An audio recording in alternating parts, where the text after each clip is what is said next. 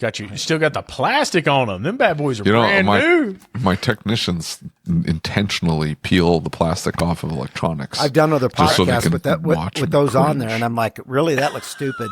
That looks really stupid. I leave the plastic on everything. You kidding me? If you walk into my office, I've got the plastic on my monitors and everything. I don't care. I leave it on there. Yeah. Protection, right? It's protection. It's exactly what it is. It was outdated when you installed it, but now it's protected and outdated. I bet you go to his house and he's probably got one of those, like the old ladies used to have the plastic. I totally would. Totally would. If my wife let me, I'd have everything covered in plastic. I have dogs. They just destroy everything. Dude, I mean, it's true. Y'all have cats. David, that's what you need. You need cats, David. No, I can't do a cat. I can't do cats. Me and cats don't get along. So, David Martin, you have been in the business for a long time. Give us a little bit of your background here, because, man, you've been around for a while. I've seen you around for years and years. How did you get into auto repair for starters?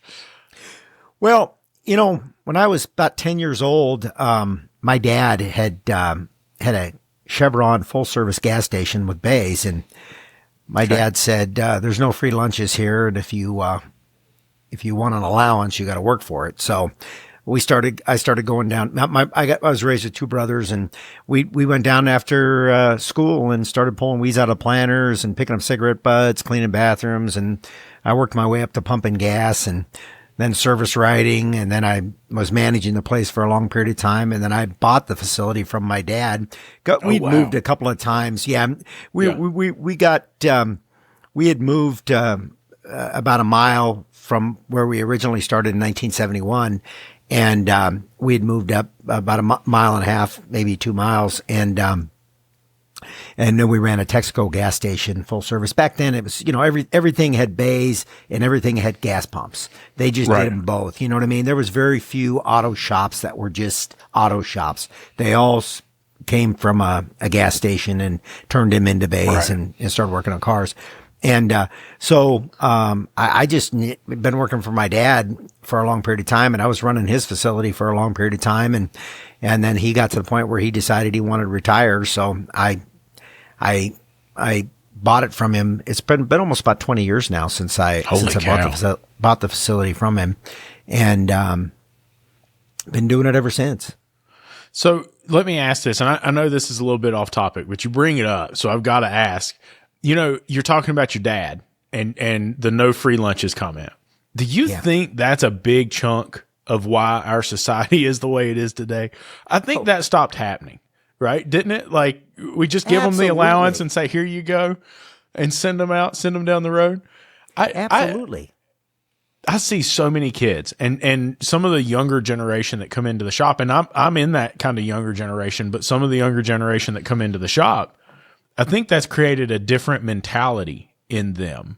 And I think it's kind of shifted society. It is a completely different world. I remember my dad sending me out to pick up like blocks on job sites and sweep up the sawdust. And I'm like, I hate this. This is terrible. This is miserable. And yet he was out there with me doing it. The owner of the company picking up the stuff and sweeping the parking lot and doing all the things that needed to be done. And he always told me, he said, son, listen, I'm going to tell you that if you're willing to do these things, you'll be successful, but it doesn't matter what role you hold in the business. These things still have to be done. And if you're willing to do this, and if you're willing to get out and sweep the parking lot, your staff will follow you. And I'll never forget him saying that. Well, and that's 100% true. He was really setting me up for not failure. I mean, he was setting me up to win. Because you're right. If you're willing to get out there and you're willing out there to sweep in the parking lot and pick up, and do the odd jobs and do the things that when you're running a business, you do everything. It's just, it isn't one of those situations where you just, you can just point and everybody does things. You just end up doing things yourself, and it's just what it is. And it teaches you a work ethic and you couldn't have said it better. It really is in society now. Today, we need more of that. We need more and more people that learn that at a young age, learn that work ethic at a young age. And we're not doing that. And that's part of our problem in the trades. And, we're so shorthanded in the trades. School's great and everything, but not everybody's meant to go to school either. Yeah. 100%. And I think that what we've done, especially when we talk about skilled trades education, is they were stuffing the kids that they thought wouldn't amount to anything down there in those classes. And I mean, that's terrible from the first pass, right? Like you look at that and you say, come on now, that's kind of screwed up, because you're judging the kid and you're also taking a kid that could have been, love this trade or love this profession and say, no, you don't want to do that. You need a 4-year degree. You need to go a different pathway.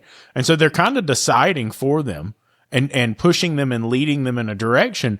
And I think that leads to a lack of passion, right? Like I was really blessed because I was homeschooled, right? And so mom and dad said like, hey, follow your passion, do the thing that you want to do. And I believe that following that passion and engaging in things that you love really kind of takes some of that sting of the hard work part of it out of it, Oh, absolutely. I hated school. I was a C student at best, and really, I mean, I didn't really care for school all that much. And so I took a different path, and I kind of, in the back of my mind, knew what I wanted to do. I'm kind of stubborn. I don't like anybody telling me what to do. So I figured someday I just need to own my own place and be the boss. So that's what I did. Yeah. And man, I'm telling you, right there's the reason that for me, I had to be a shop owner or a business owner. I hear all these people say, oh, it's about the freedom, and think of all the money I'll have. Oh, dude, listen, let me tell you, if that's why you showed up, you got screwed. I mean, it's terrible. That is terrible. But the ability to be my own boss is pretty awesome, right? Like I've not been fired. I've tried to fire myself. David's tried to fire me too. We all have. We've all tried to fire ourselves on a regular basis. Hey, you get to work all the hours you can stand. I mean, it's a great job, man. Absolutely. Well, so tell me about the transition from dad owning the shop to you owning the shop. And the reason I ask is, today's episode that just released had Joe Schindler in it, and he's talking about taking over the shop from dad.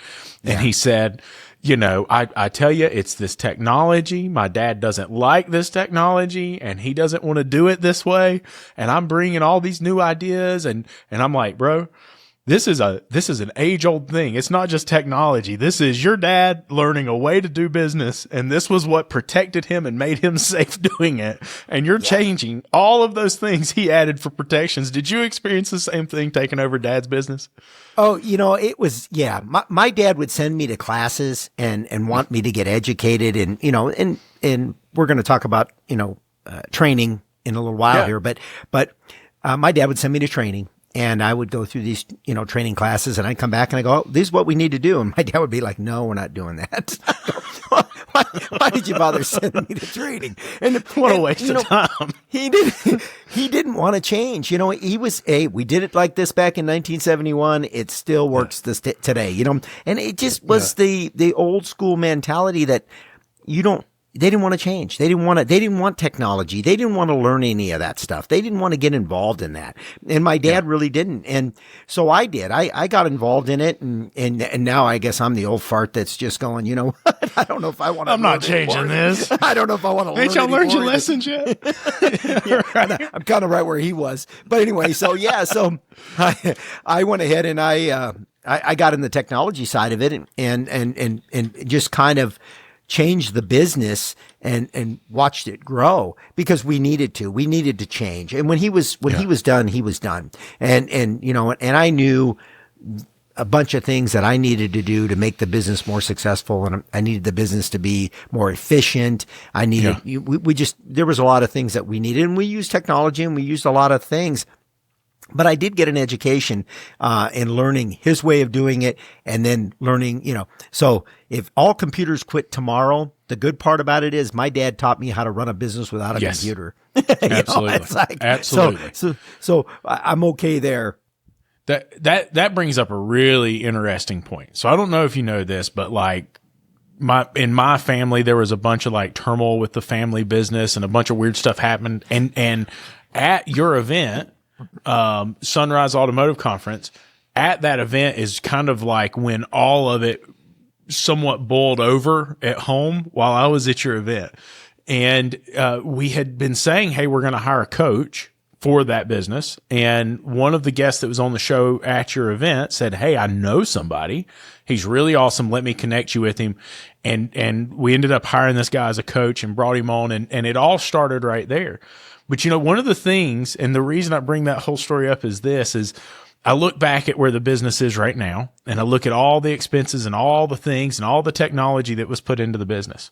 And I think back about my dad, because my dad said, "Son, let me explain something to you. If all you have is the power bill and all you have is the gas bill, like the gross revenue is not nearly as important as the amount of money that you get to keep." And he said, "So I don't care if it just makes $500,000 if I make $400,000 in gross revenue or in net profit." Right? Like I would much rather do that than do $5 million and make 200,000. And so my dad was always really smart about that. And I don't think anybody recognized that he knew how much money the business was making, but he had his finger on the pulse of it. And he's an old timer, right? So he would be counting that money out at the end of the day. And my brother said, "Oh, we want to go to just credit card. We don't want cash." And you should have seen the look on his face, because he'd be sitting there saying, $1 for me, $1 for them, $1 for me, $1 for them. Right? That's just how he worked. And, absolutely.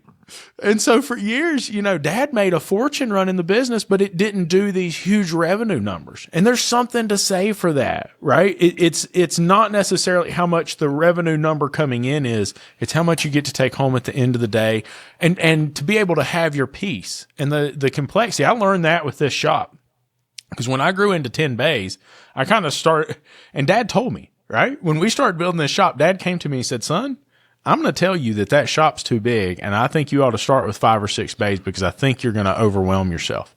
And now I'm looking back saying, dang, he's a whole lot smarter than I am. I should have listened, Yeah. But we jumped in, we built this big shop, and I'm sitting here saying, holy cow, all the bills, all the things.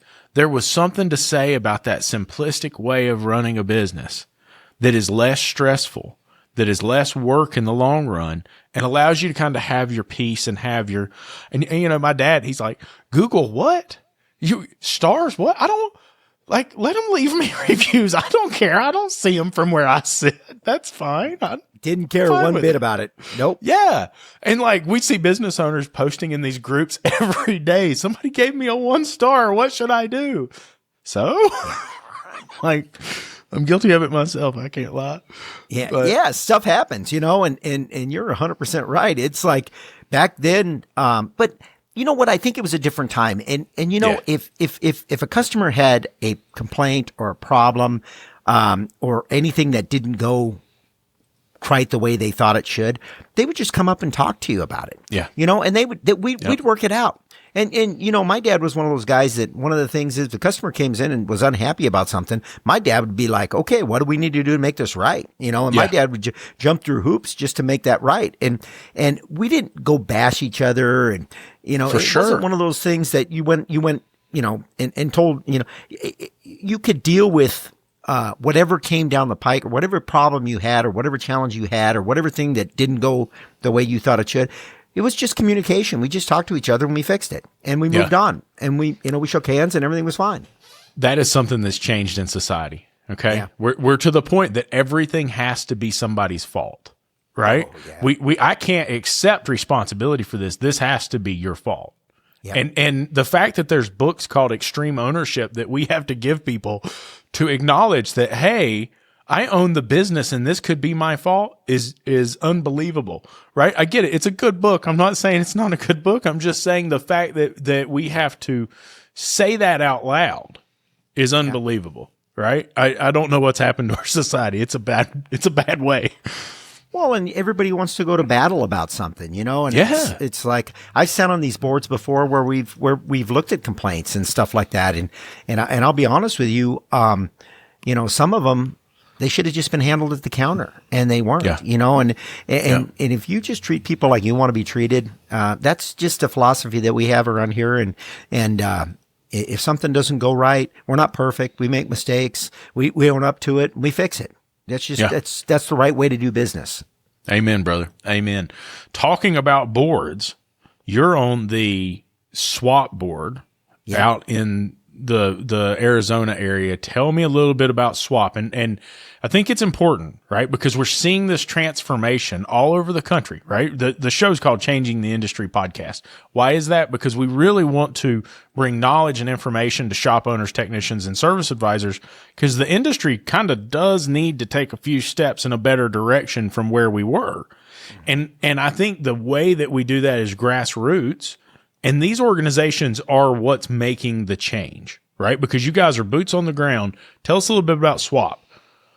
Well, SWAP is a Southwest Automotive Professionals. And what we're trying to do is we're trying to, like you said, lift the industry up. We're trying to get technicians and owners and managers and service writers. We're trying to get them to another level, to get them to run their businesses the way really business should be done. And then have the education and have the ability to make good decisions and have that education to where they know what to do. And so what we do is we have every year we have, it's Sunrise. We call it Sunrise, and it's held here at a casino. It's Wild Horse Pass, I believe. And we have a bunch of training. We have some great trainers that come in every year. We have a great trade show. The trade show is awesome. And we get a bunch of vendors out there and we just talk about the industry and kind of, what you're doing right now with this podcast. We're doing it on a kind of a smaller level and not on the internet. We're doing it in a community. And what we're doing is, I love that. Yeah. We're doing it in a community. It's huge. Totally. It's huge. So let me ask you this, because like last year was the first year that we had been, and I'm going to tell you, I love this event. I love the venue. I love everything about this show. I mean, it was absolutely phenomenal. And it reminded me so much of like ASTA or what used to be ASTE out here. It has that grassroots feel. We're going to start right here.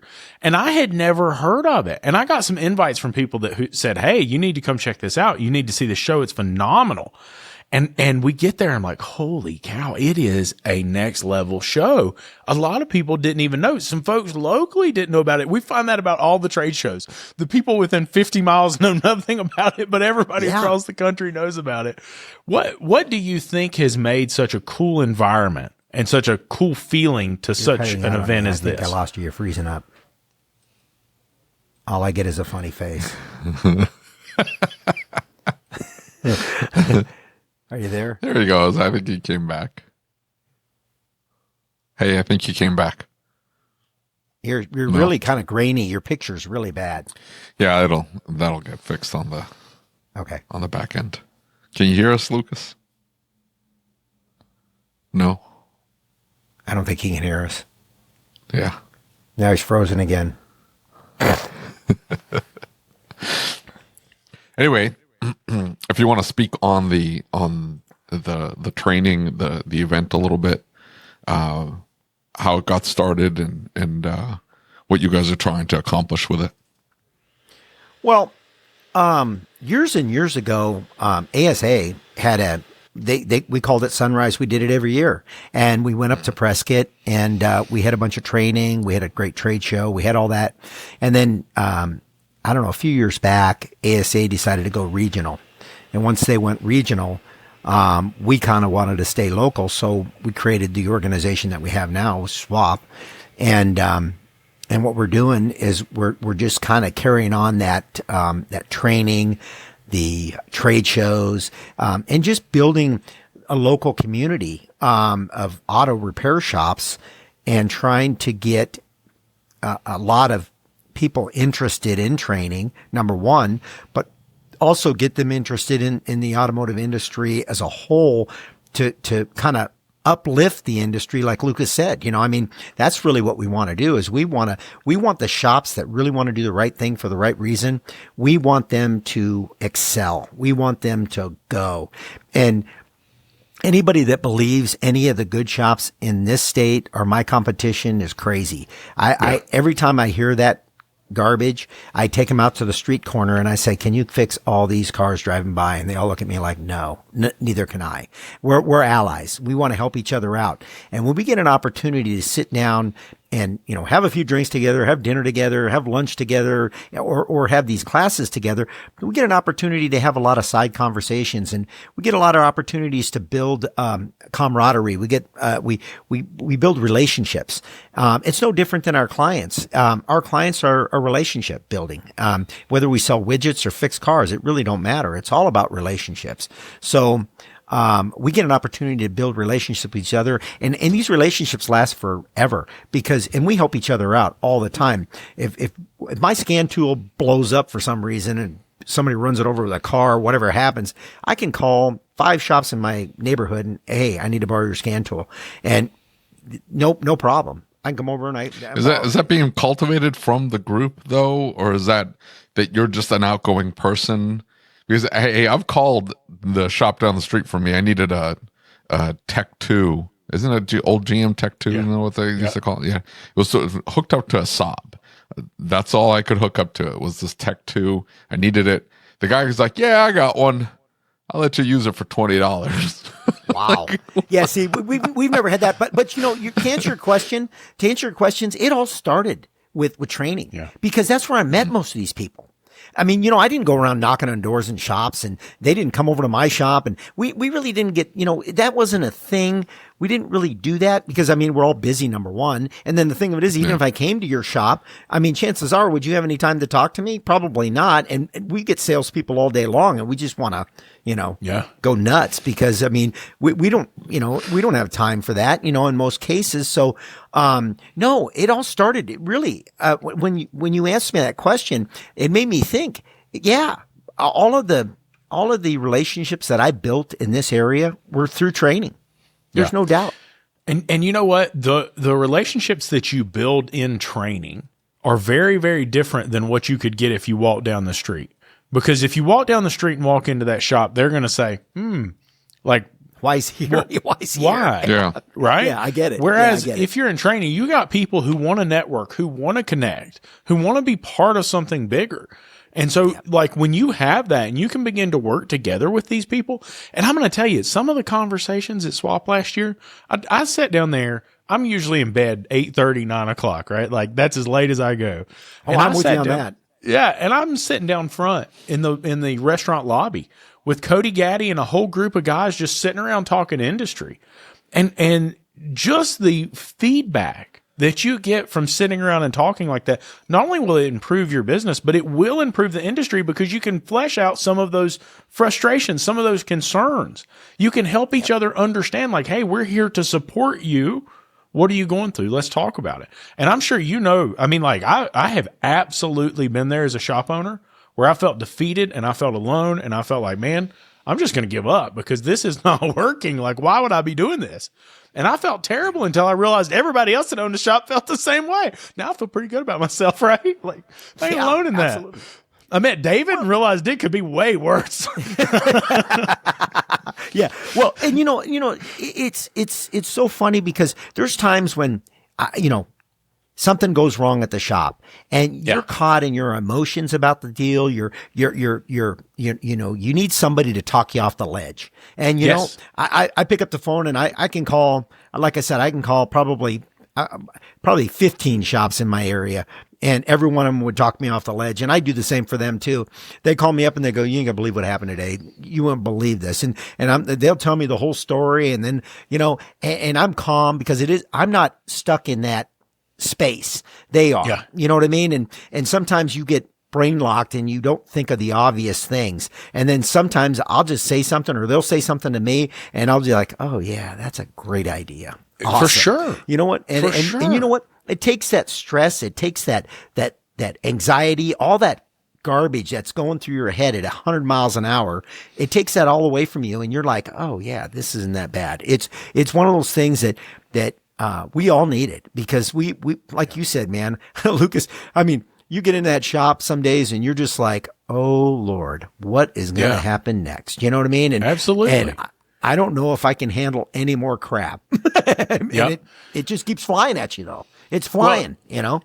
You know, one of the big things for me, and I've told this story before, but Mike Allen, who I met at one of our events out here on the East Coast years ago, I always really looked up to Mike. And I said, this guy's got it figured out. He's got multiple shops.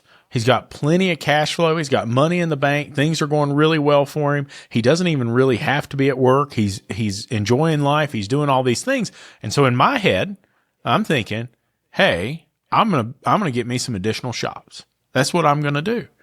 Now, there's things that happen in your friendships when you build up these friendships that you look back at and you say, their mistake or their thing saved me a lot of heartache. And one of the big things for me is the stress of being on the front counter is not really something that I want to endure anymore, right? I've made up my mind, like maybe that's not the part of this business I want to be involved in. And I will never forget him calling me with somewhat of a panic in his voice saying, I just looked at all the numbers. I realized that my manager has dropped the ball. I realized that I've not been verifying he was doing what he's supposed to be doing. He's out. I'm going to be running 4 shops by myself. And I'm going to be the counterman in the biggest one. And I thought, now, wait a minute. If that can happen to him, that can happen to me. And I don't want that, right? Yeah. And so I look back at that and I think, man, what a pivotal moment for me to recognize no matter how great you've got it, no matter how great the business is, there can always be something on the other side of this. So you have to be planning and preparing and watching what's coming down the road right in front of you at all times. You can't just take your hand off the wheel and let it go. You got to pay attention to it. And if it had not been for meeting this guy at an event, man, I probably would have backed myself into a heck of a corner. I ain't gonna lie. Well, and I had mentors too. I had mentors just like that to where they had taught me a lot of things that could happen that I never even dreamed of. You know, I'm like, you know what? That happened. And we talk about these things and literally I'm with you, man. I don't want to be on the front counter. I did my time. I did my time for years on the front counter and I don't ever want to do it again. I'm happy, being the visionary and being the guy that is behind the scenes, but you know, just trying to keep everything afloat and just paying attention to things. And like you said, you can't close your eyes and let things happen. Cause if you do, guarantee when you open them, you're not going to like what you see, you know, and it really isn't, you know, and I just got a question for you, Lucas, is, I mean, do you have hair plugs or something like that? Because you're in the automotive business and you still have your hair. I don't understand how it's possible. It's getting right thin. Up here. I just want to know I want to know if you're doing something. No, I mean, like down here, I pull this out. That's why there's none right here, none right here. Because I'm like, is that where you pull out? yeah, I'm not pulling it out up here. I can shave this off if I need to, but I'm real ugly bald. I'm not like David's. The Davids of the world have like a natural bald look that they can pull off. I'm not one of those, right? I just shaved my head. It didn't matter. It was all gone up here. Like I wasn't going to do the skullet. I tell everybody it was sliding down. Yeah, mine was split apart. Yeah. You see, it's a little. Yeah. Mine was just sliding down, and mine was gone before shop ownership. I can't blame shop ownership on this. This is already gone. It was already bald. I blame it on my wife and daughter.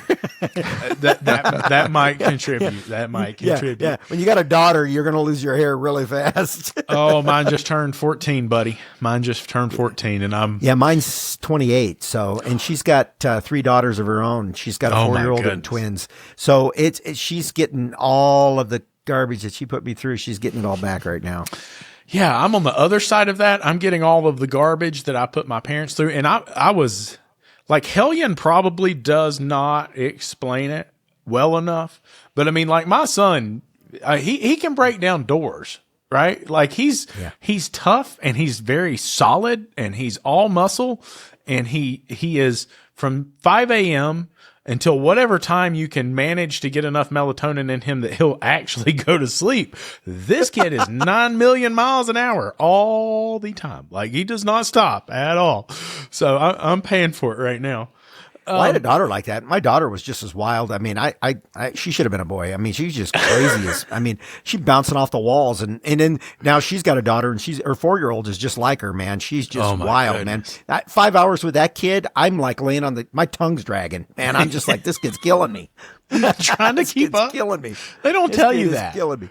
Oh, no, they don't ever tell you about trying to keep up with them, right? Like, and then you have them and the wild ones. David's kids are like perfect little angels. And my daughter, man, she is phenomenal. When my wife and I decided we're going to have another child, we thought that it was going to be a situation like our daughter where she was very sweet and very mellow. And I love my son to death. Don't misunderstand me, but I'm just going to tell you that this kid could run a NASCAR race and not be out of breath yet on foot. Okay.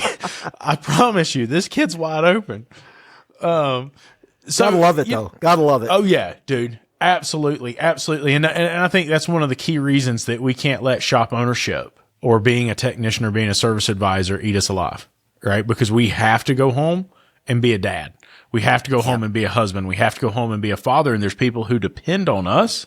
Yep. And these networks like Swap and the ability to attend a conference like Sunrise are where we get that ability to take a deep breath, recognize we're not alone, recognize there's other people going through what we're going through, and recognize that some people have already been through it. So we can pull from their expertise and we can talk to them and they can lead us and guide us and help get us to a better, more manageable place. And I think that's something that's a new development in a lot of ways for our industry. Right, absolutely. And I promise you that if you send your people and you come to Swap or even some of the other training out there, I guarantee that you will leave there with something. And I've always been the kind of guy that when I go to training, and it doesn't matter what it is, but whatever training is, I always try to find one thing that I can leave there that is a nugget that I just go, all right, this is what I need to learn today. And sometimes it's not from the instructor. Sometimes it's from the guy sitting next to me. Exactly. The guy sitting next to me is giving me some information that I'm like, wow, that was valuable information. So there's so much that you can learn and so much that you can grow, from going to these things. And not to mention, another thing that we use it for is team building. So I bring all my people up there. I rent hotel rooms for my guys and gals. And you know what? We have a team building weekend with their families, my family. And I'm going to tell you something that's valuable right there. That is a valuable thing. At the end of the day, and you can get their families and you can get them to sit down and eat with you and just have a great evening learning about each other. And you know what? It just makes your whole your whole dynamics of your business so much better. For sure. Everybody kind of is on a different level now. We grew to another level. I guess that's the best way to say it. And on top of that, something that you said that resonated with me is you said, I want to be the visionary. I'm okay just being the visionary. Well, over the years of attending these trainings, there's something that I've learned about that. And it's okay, if I'm the visionary, I have to grow implementers or integrators down the line. And so I have to go out and I have to begin to grow my technicians. I have to grow my service advisors. I have to grow a manager that can take the things that are in my vision and put them to work in the business. And these events are going to grow them. Now, I just made a stupid little reel that I'm going to release, but it's talking about something called the founder syndrome. And it's something I'm guilty of personally. And it's something I've seen my dad and I saw my brother do in their business. And the founder syndrome basically is a well-documented issue in entrepreneurs. And psychologists named it the founder syndrome. And it's where you won't let go. It's where you don't feel comfortable putting anybody else in control. It's where you feel like you need to make every decision, right? And it can be so heavy because what we don't realize we've done is we have tied that business to our personality. We've tied that business to who we are as a human being, and our value is now connected to that. And so going to an event like this helps us disconnect a little bit and find the strengths in our team and see the strengths, right? When we're in the shop, it's really hard to see that. This went wrong. And we only see when the team does something wrong, right? So what do? I can't believe this happened. You did this, you did this. But we never get to see them outside of that environment. And when they're learning and growing and coming back and saying, hey, David, I saw this thing. There's a really great idea. What do you think about this? Well, if we're not sending them to training and we don't get to experience them in that environment, man, I'm telling you, you are missing out. Absolutely missing out. Well, it's building those relationships. We build relationships with our customers every day. And, like you said, you couldn't have said it better. When we're in the fire every day in the shop, we don't get an opportunity to build some of those relationships. When we're outside of the shop and we get to sit there and we get to relax, we don't have clients coming in. We don't have cars to deal with. We don't have any of that. We just have one-on-ones. I mean, or a group, we're all building relationships together, which is awesome because we do grow together. And that's really important. And what you said about founder syndrome, I had it. I had it. My dad had it. I learned it from my dad. And it was terrible. Got to the point where, I drive off the lot and my phone would blow up, and it was insane. And going to these trainings is what got me off the front counter.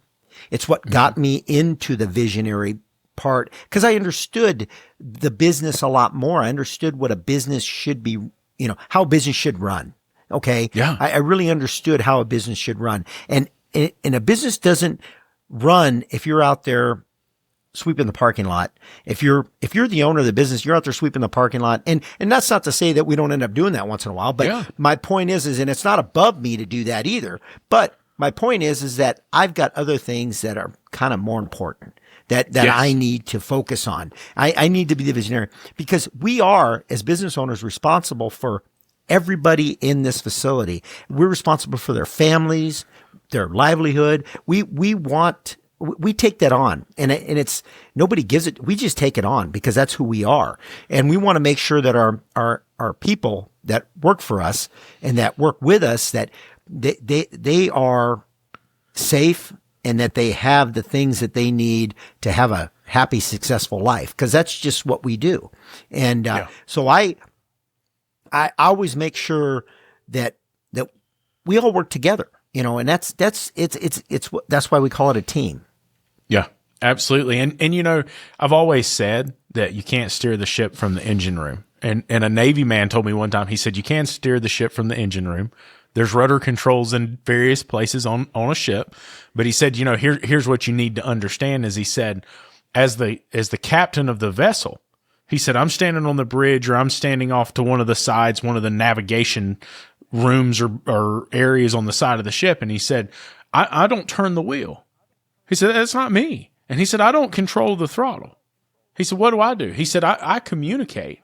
I'm watching where we're going. I'm paying attention to our surroundings. That's what I'm doing.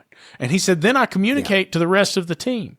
And one person steers and one person controls the throttle. But it's not me having those direct impacts because I couldn't be all of those places at one time. And I thought, wow, that's pretty powerful when you think about it. Right? Because it's his job to make sure they maintain control and go in the right direction. It's not his job to power the ship up. It's not his job to build a fire in the boiler. His job is to make sure it's going the direction it's going. And I think that as owners, we tend to get our heads under hoods, or we tend to get up there on that front counter. We tend to be too engaged and we can't see the business from that 30,000-foot view. And going to an event is really eye-opening. I remember the first couple of times that I went to an event, like it was overwhelming because I realized really quickly I didn't know what I was doing. Right? I could fix cars. Been there. Yep. But that was pretty much where the ability of business ownership stopped for me. I've watched this as things have played out with the other family business and the way that things have played out in many of the shops that I talk to. They're out there and they're killing themselves and they're busting tail and they think they're moving in a positive direction. But from 30,000 feet and when the shoe eventually drops, you begin to see that business and you say, oh my, you didn't know how to do the business part of it. You didn't know how to run the business. You knew how to do the thing that the business did. And now you got a mess, right? Or you've been doing the same thing and you've never been growing. You've never been developing true wealth. You've never been building a brand. You've been doing what you do for 20 years. And it didn't lead to success. It led to you being in the same spot you were 20 years ago. I'll never forget, we were doing shop tours. And so ASTA here in North Carolina is very much like SWAP. They are labors of love. Okay. So when people hear us talking about these events, board members aren't getting paid. Board members are putting in massive hours to make events like this work. There's usually an executive director, maybe some staff that's paid a little bit, but there's not a fortune of profit out here. And it's not them doing this to make money. This is to grow an organization to help the repair shop community, right? That's what there is. I'll never forget, Justin Allen and I went to a shop in Asheville, and we walked into that shop, and he said, I ain't going to no training. He said, if I leave this shop, it's probably going to be in a body bag, because the only way I ever see me getting out of here is if I die. I'll die in this shop because I don't have time to do anything else. I don't have time to be away from this shop in any other capacity than being here fixing cars. And I thought, wow, that's a pretty impactful statement, buddy. Like, I don't know, like, I understand maybe that's just what you say when people say something like that, but really think about that for a minute. There's a problem here. And I've heard this. I've heard guys say that every before too. You know, I've heard it. And I tell some of the younger guys, they go, how did you ever get in this position, you know, to be where you're at today? I said, I made a lot of mistakes. And I said, that's the reason that I can fix a lot of the things that go wrong in the shop. And the reason that I'm, you know, when things don't go real good and I have to get involved in it, the reason that I'm where I'm at and the reason that I'm in that position and the reason that I can get through those things is because I've screwed up so many times in my life that, you know what, now I know, I know how to fix a lot of the dumb things that I didn't when I was younger, you know, and you're 100% right, man. It's you know, I've heard those stories before where guys are saying, hey, the only way I'm leaving this shop is I'm coming out in a body bag. And I'm like, wow. Now that is not the way I envisioned it for myself. So I went ahead and I put my head down and went to some training, and I learned from some mentors. I learned from some guys that have been in this business longer than me, and they really, really knew what they were doing. They were very successful, and they just had an ability to be able to convey what they know. And where I understood it too, you know, and it's like some of the numbers and, you know, and what you said earlier about profitability. The thing of it is, I've heard shop owners, I'm doing 4 million a year, 5 million a year. And I go, well, I mean, what are you keeping? Oh, I mean, and their net profit is so bad that you're just like, why do you want to torture yourself with $4 or $5 million worth of sales and not make any money in the interim? You could be doing half of those sales and making more money if you knew what you knew. You know, in the end, if you knew the numbers, if you knew what your fixed costs were, if you knew what your efficiency rate is, those things are so important that. If you don't know those things, you don't even know what your win number is. You don't even know what it costs you to turn that key in the morning. For sure. If you don't know that. Well, I'm going to defend the $4 million a year guys, though, here. I'm going to defend them. If I were doing $4 million a year, I would have so many layers of management underneath me that it would need to, like, have you talked to assistant manager 2 yet? Yeah, I talked to him. He's out for the week. It's like, okay, talk to assistant manager 1. David would come back with $10 and be like, this was a win. This was a win. Yeah. I didn't have to talk to anybody. I walk away with barely minimum wage, but I didn't have to talk to a single soul. And I showed up for once a week and go, yeah, it's still here. And then I leave. That'd be awesome. I like your thought process there. I do like your thought process on that. I mean, sometimes the money isn't as important as peace. It's your sanity. Yes. I get that. That's all I want is peace. I love I don't know these guys that are like chasing more money and more revenue, and it's like, dude, like, why do you want the stress? Why? You married rich, didn't you, David? You married no, rich. Yes, hell he no. did. You kidding me? Don't let him lie to you. We married. We're like 2 poor kids. We're like, hey, let's get together. It was a lot of work. I think you got the better end of the stick, though. I'm not going to lie to you. I think poor Christy drew the short straw on this deal. Hey, she's nuts. Like, she works really, really hard. I keep telling her, I'm like, you know, we just got to not spend as much money on restaurants as we do now, and she could stop working, and then we'd be fine. Like, I encourage her, like, hey, just stop working. We just don't go out to eat as often. That's it. Well, just one little sacrifice. Tell her what you're working into. Tell her you want to become a house husband, and tell her that she needs. That I couldn't do. I couldn't do. We thought you were already the house husband, David. I mean, not much is going to change. I do cook. I'm the chef at the house. I do cook. I don't cook. You don't want me cooking in your kitchen. By the time you're done, my wife it would look like a bomb went off in the. Well, yeah, I do have it does look like a bomb when I'm done, but I'm very good at it. I enjoy doing it. Cleaning though, I don't like to clean, and so I hired somebody. Somebody comes in. I'm just gonna say this. My grandmother worked in commercial kitchens her entire life. And, they owned a family business on top of that, but primarily owned a lot of restaurants over the years. And she always worked in a commercial kitchen. And the entire family used to joke and pick at her because every time she got done, she cooked like she was in a commercial kitchen and had somebody to wash the dishes for her. And so usually that was my aunt or my dad or my mom or somebody who had to go back. And I mean, it was just like stacks and stacks. Well, I need a new pan for this, and I need a new pan for this. I need a new pan for this. I need a new pan for this. I'm not cleaning the pan in the middle of this to do this. I'm busy. What are you talking about? So 500 pans later, That's what I would do. If I was cooking, everything would be disposable. Everything would go in the trash. There would be no cleaning. That's a good idea. And hazmat would have to come in and clean the counters and all the other stuff because it'd be a disaster. That would be me for sure. There's zero doubt about it. I don't get to cook anymore for that very reason, unless we're at the shop or something. I've got a smoker at the shop. I can smoke food at the shop, and we're good.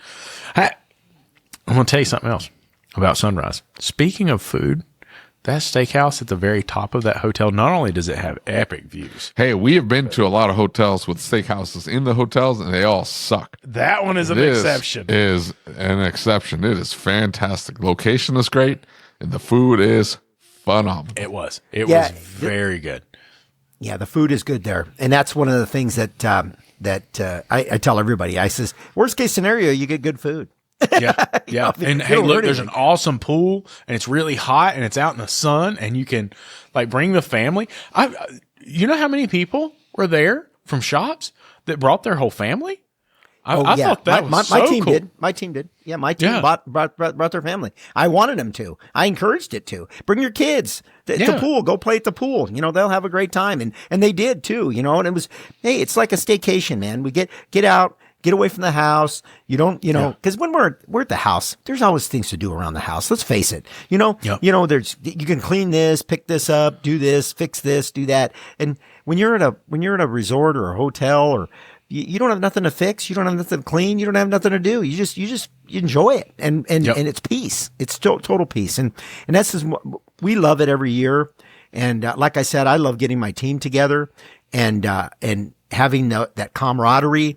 Having that team building, where we get together, we hang out, we enjoy each other's company, and we get to talk to each other on a different level, and we just get to build a relationship on another level, and it just makes the work day go so much better when we have those relationships. It really does, and then the wives get to know who they're working with, and it's so much nicer too, because my wife and some of the other guys' wives, they get the chance to bond and they just get an opportunity to be involved in what we're doing and understand a little bit more why we do it. You know what I mean? For sure. And I think that when it's the wife who's never met anybody from the shop and never engaged with anybody in the shop, they don't see that they're human beings. Yeah. And when we get out there and we work together and we get to network and we get to meet and they get to come in and see everybody. Now, when husband comes home upset, wife can help console them and help them feel a little bit better because they understand these are human beings, and these are human beings that care about my husband. And so I don't think that it's a situation, same with me, right? I go home and Alex is like, listen, I know your team would not do something that would intentionally upset you. You need to slow down for a minute and think about this, right? Because we get that emotional roll going and we get out there and we get fired up about things that we can create it up here more than we realize. And so that ability to have that network and have that pulled together, it creates a support structure that's bigger than what you realize. It creates a support structure where the wife can support them in their role in the shop. And I think that's really important. Oh, it's totally important. And I had one time where one of my employees, we kind of got into it a little bit. Things just didn't go right. And it was one of those days, we got into it. He went home and he was telling his wife about it. She goes, no, David's a great guy. You need to learn to be a little. She's defending me and she's yelling at him for being mean to me. And that was hilarious. I was cracking. He come back and he goes, yeah, my wife thinks you're a great guy and she's defending you and yelling at me. I'm like, that's the way it should be. That's it. There you go. I love that. Man, it's awesome. And I think getting out to something like Sunrise is a great way to start this. And so I would encourage anybody that's kind of in that local area. Again, this is grassroots, right? And I want everybody to understand that. They see these shows are sponsored. And I've heard that from people before. Oh, look, the show must be making bukus and no, that's not what this is. There are shows that make bukus and bukus of money. I'm not saying there's not, but most of these shows from these small associations like this are a labor of love, hours and hours and hours of work from a board of directors poured in to make it possible. And so if you are local, if you're in Arizona and you're not at this event, I'm going to be so mad at you. I'm going to be mad. You're going to get mean messages from me. I'm going to go through my friends list, find everybody that I didn't see at this event in Arizona and send them mean messages. That's my plan. And you know what? I'm right there with you, man. Just give me their email and I'll send them one too. We'll just team up on it. One thing I do want to say is I'll tell you one thing. Diana is our director, and that lady works so hard to make this organization the best it possibly can be. And she stresses herself out to no end. And she calls me, oh my gosh. And, we got to get this going. But she always handles it. In the end, she always makes it happen. Yeah. And always, no matter how kind of crazy it gets through the whole process, she always figures out a way to make it happen. So she does a phenomenal job. And I'm telling you, I encourage everyone out there, if you got a team, education is so important, especially with the growing industry that we're in, changing industry every day. Cars are changing, business is changing. Just technology overall is changing so rapidly. If you don't stay on top of that and you don't really keep ahead of it, you're going to fall behind. And when you fall behind, it's going to be hard to catch up. And I'm going to tell you, it's rough. It's a rough road to hoe for you. You're just making your life even worse. So, definitely get yourself involved. Come to this, Sunrise and get involved in the organization. Get involved in SWAP and make this, part of your journey. Make this part of your growing journey. Absolutely. And you said something really important. I would encourage anybody who is in your area, so Arizona, any of the area that you cover, to become a member of the organization. Because what you do when you become a member of the organization, you give them more resources to be able to support you better, but you also unknowingly initially begin to build a team around yourself and build a support structure around yourself.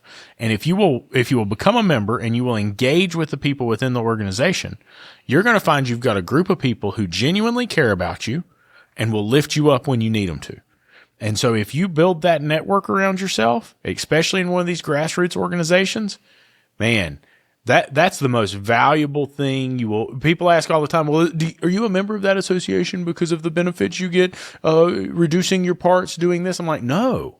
I'm a member of that association because I want to support the mission. I'm a member of that association because I want to support the people involved. I'm a member of that association because they are my network. They are my support structure, right? Yep. And I think that's so valuable. I don't think you can get that anywhere else. Well, and we talked about this earlier. The connotation of the auto repair industry isn't all that good in a lot of cases. Yeah. So what we're trying to do is the shops that want to elevate the industry. You said it earlier. They want to elevate the industry. Well, the guys that go to these kind of training, the people that go to these training, the people that take their time to do these things are the ones that want to elevate the industry. Yes. They really do want to work on making the industry better because they see something more than just themselves. Yes. Because we all get in our own little cocoon and we think it's all about us and it's not. The thing of it is it's about the whole industry and we want to grow the industry and we want the image of the industry to be so much better than it is. So constantly being surrounding yourself with people that are taking their time to go do that, they're usually quality people, and you can learn from them and you can help them. There's some younger guys that I talked to last year at Sunrise, and there's some things that they were struggling with that I'd struggled with. There's one guy that was taking over the business from his dad, and he was trying to figure out, he's kind of got the same scenario that I had with my dad. And he goes, how did you handle that? Cause my dad, hey, my dad's generation was his generation and it was different. Right. And so you had to handle things. And I handled a lot of them the wrong way. I did. So I told him, I said, well, don't do this. Don't do that. For sure. I mean, there's some things you don't want to do. And these are the things that I did that made it better. And these are the things that made that transition so much easier. And it was so valuable to this person. He told me, he goes, thanks, man. He goes, I really needed that. I needed somebody with some experience in that area. And, so, and then there's times when I'm like, I'm on the ledge and there's other people that are like, Hey, I've been there. I know what you're talking about. This is what I did. These are the steps that I took to get me to that, past that. So, yeah. So it's a camaraderie. You're building relationships, and we're learning from each other. We're really learning from each other, and we're just trying to help each other kind of grow as owners, managers, as human beings. We're just trying to help each other grow. Absolutely, buddy. And that's how you change the industry. Right. And that's what I tell people all the time is they always say to me, oh, how can little old me change the industry? How can this one show change the industry? No, it until somebody takes action, right? We talk about political stuff, right? How do you change the political climate? Well, you start with one person in your community, right? It's who you elect in your local community that makes the difference. Well, same in the automotive industry. Like it's who you impact directly. And if somebody doesn't take action, nothing ever will change. And so if you want this to be better, if you want the industry to change, if you want the industry to be better, you need to be part of an association like this that is full of people who are going in the same direction you are. Yep. Yeah. It's teamwork makes the dream work. You know what I mean? Amen, it's like, buddy. We all got to pull the same direction. It's not tug of war. We got to pull the same direction. And I use that analogy all the time with my people. I go, hey, we all grab that rope and we all pull the same direction. That's a team. That's what a team does. Amen, buddy. Absolutely. Thank you so much for being here. Hey, thanks a lot, guys, for having me. I really appreciate it, man. It's been great. Yes, sir.